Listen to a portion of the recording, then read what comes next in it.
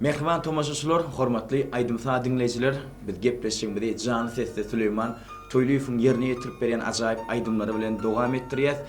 Mümkin bolsa gepleşýänbidi soraw jogap arkaly dowam etdirelim.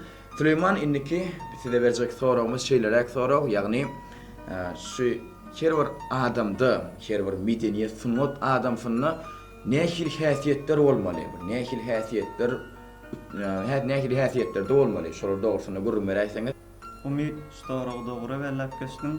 Sunnat ýoluna ýürüýän adamlar, sunnat ýoluna aýdym aýtýan bagşy saat çalýan adamlaryň häsiýeti bir mülakatly, ýumşaklyk bilen, bir halk bilen, halk köpçüligine her hili adamda şonda bir giň bolmaly, başarmaly.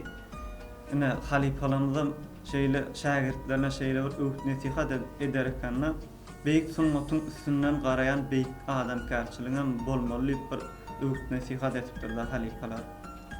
Doğru belep geçsiňiz, elbetde diňe bir sunat medeniýet adamsyna däl eýtem. Her bir adamda adam kärçilik ilkinji nobatda durýar.